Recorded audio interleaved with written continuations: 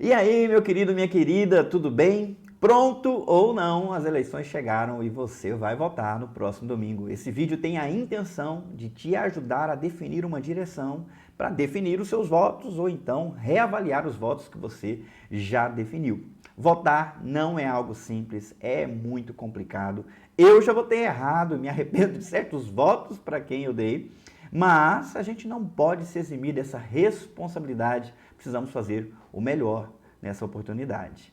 Para isso, eu quero explicar algumas coisas para você e creio, espero de coração que eu venha te ajudar, tá? Com muita simplicidade. Primeiro, tirando o peso de cima dos seus ombros, tá? Eu sei que tem muita gente aí bravo, batendo, xingando, brigando, mas não é a intenção desse vídeo. Eu espero que você respeite a minha postura, assim como eu respeitarei a sua e o seu voto. É responsabilidade sua, o voto que você vai dar e ninguém tem nada com isso, é por isso que o voto é secreto, tá bom? Vamos lá. É muito complicado votar porque a política não é algo simples, tem muitos dados, muitas informações e é difícil a gente guardar tudo e entender como funciona. Eu também tenho um conhecimento limitado, mesmo assim eu vou compartilhar contigo o conhecimento que eu tenho na intenção de te ajudar a entender como que as coisas funcionam. O nosso país, ele escolheu a democracia que pretende que o povo governe por maioria de votos, ou seja, a vontade da maioria é a que vai ser tomada, é a que vai ser seguida. Isso é muito interessante, é algo que se estabeleceu na cultura ocidental. É melhor do que ter um tirano, é melhor do que ter a vontade de poucos sendo imposta sobre muitos ou a vontade de um ser imposta contra a vontade do resto.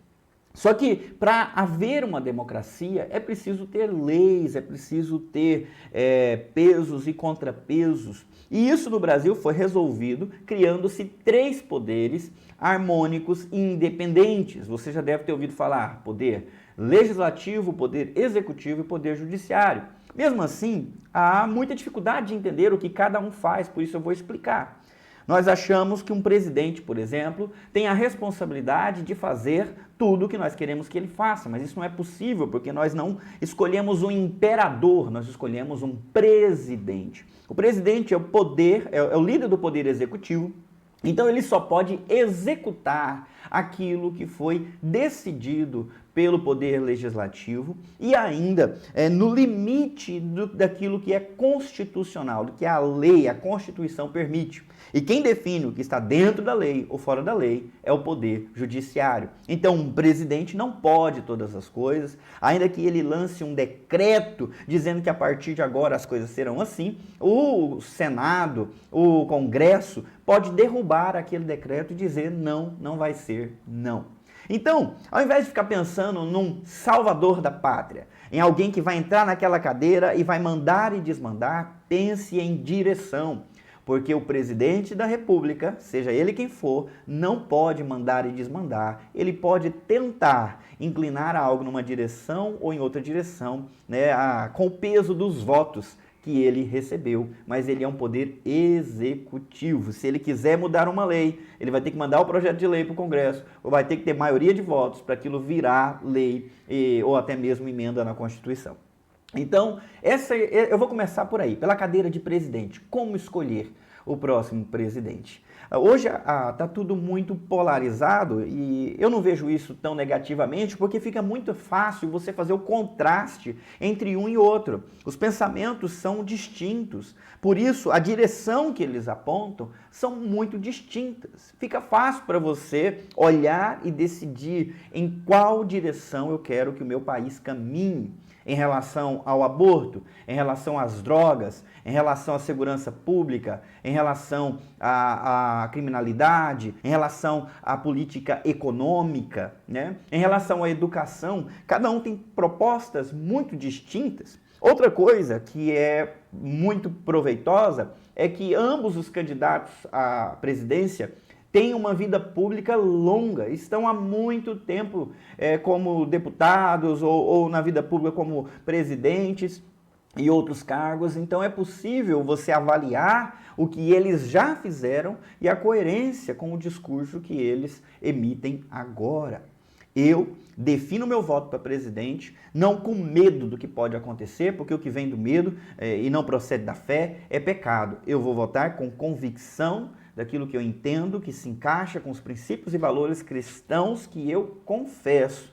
E tenho muita clareza daquilo que representa o oposto disso. Então, um candidato não tem o meu voto, porque não preza pelos mesmos valores, e o outro candidato tem o meu voto, porque as ideias dele se encaixam mais com os meus valores e princípios. Então, é um exercício de convicção, não de medo, e nem de esperança de que ele vai resolver os problemas. Ele, pelo menos, vai tentar colocar as coisas na direção que eu acredito que é a melhor. É assim que você deve definir o voto para presidente. Saindo do poder executivo, pelo menos no âmbito federal, nós vamos para o poder legislativo. Você vai dar um voto para senador e também vai escolher um deputado federal. O senador, ele tem um mandato muito longo, de 8 anos, né? Você vai escolher um agora e daqui a um tempo, em outra eleição, você vai escolher 2 candidatos. Então, o senador é muito importante, porque ele tem o poder de legislar junto com os deputados federais e de fiscalizar tanto o poder executivo, na pessoa do presidente, como também o poder judiciário. Quando o presidente indica alguém para assumir a cadeira de ministro da Suprema Corte, é o Senado, junto com os deputados federais, né, os senadores com os deputados federais, quem avaliam e quem aprovam ou não aquela indicação. De igual forma, tiraram o ministro da sua cadeira e destituí-lo do cargo de ministro do Supremo Tribunal Federal. Então é muito importante você entender essa dinâmica, porque olha só, os senadores têm foro privilegiado, eles são julgados somente pelo Supremo Tribunal. Eles não são como eu e você, que se tivermos um problema com a justiça, seremos julgados pelo juiz da comarca onde nós estamos domiciliados ou da onde se cometeu ou há suspeita de crime. Eles são julgados direto por aquela corte lá em cima. E há aqui um conflito de interesses, infelizmente, porque se eles são julgados pelo Supremo, por outro lado, eles julgam os ministros do Supremo. E é muito fácil que haja interesses escusos aí e senadores deixem de arranjar problema com o ministro, mesmo que ele esteja errado, para não ter problema depois com essa corte. E isso não é bom que seja assim, mas infelizmente é. Portanto, eu vou escolher senadores que tenham um compromisso maior com a ética, com os valores que eu prezo, do que consigo mesmo, do que com o seu partido, né? Do que medo de sofrer qualquer tipo de pressão por parte do Supremo. Afinal de contas, nós temos pecadores em todos os âmbitos, nenhum desses poderes está isento da corrupção e da desonestidade. É por isso que há essa possibilidade, de haver juízo, de haver justiça, de haver investigação até mesmo sobre os juízes da Suprema Corte. Eu não vou escolher também um candidato para Senado que caminhe na direção oposta aos valores que me levaram a decidir o meu voto para presidente. Eu vou escolher alguém que se alinha a essa direção. Não tem por que eu ter alguém ali só porque ele é mais bonito, ou só porque ele é mais rico, ou então porque ele é pobre, ou então porque ele representa uma classe social com quem eu me identifico. Isso não vem ao caso. Eu quero que você pense na direção, porque se você escolhe um por conta da direção e o outro, portanto, por causa da simpatia, da eloquência, você pode estar criando um grande problema, né? Criando uma situação que o Brasil não vai conseguir ir para direção nenhuma, porque o presidente pode encaminhar-se nessa direção e os senadores puxarem na outra direção, e quando tem gente puxando para 2 direções distintas, a gente não caminha para lugar nenhum. Então, o meu voto para senador também vai ter essa intenção de seguir nos mesmos valores e princípios que me levaram à decisão para presidente. A mesma coisa se aplica para deputado federal. Eu não vou conseguir pesquisar o currículo, a carreira e as propostas de todos os milhares de candidatos pelo estado de São Paulo à cadeira de deputado federal. Mas eu posso já pesquisar aqueles que se adequam ao que eu já descobri sobre o meu candidato. a presidente da República. Quem ele está apoiando? Eu posso pesquisar esses e ver se convém ou não convém, se realmente é uma pessoa que me parece estar falando a verdade ou se é alguém que está pegando carona para conseguir um voto, uma cadeira e fazer a sua carreira política. Vai ficar muito mais fácil porque eu já diminuí toda aquela quantidade de pessoas a um número muito menor para eu decidir o meu voto para deputado federal. Além disso, nós temos as eleições estaduais e novamente eu começo pela cadeira mais importante, a de governador, e depois a cadeira de deputado estadual. Definindo o voto para governador, a direção que eu quero que o meu estado caminhe, eu vou também procurar os candidatos que se adequam, que apoiam a essa direção. E que eu vou pesquisar a vida deles nesses 2 dias que faltam para a eleição a fim de definir o voto.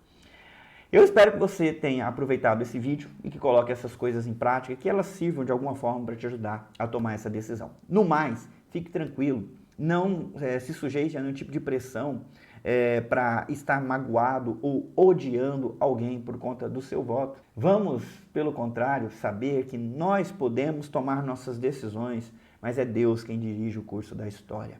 Vamos confiar nele, pedir discernimento e vamos pedir também que ele abençoe o nosso país, para que nós possamos ter uma vida boa, abençoada, que haja justiça, que haja prosperidade, que haja paz, que haja saúde para todos, que as políticas daqueles que forem eleitos para todos esses cargos venham nos conduzir para uma direção que honra a Deus, que tem temor de Deus, porque se nós obedecermos aos mandamentos de Deus, nós seremos sim uma nação abençoada por Ele.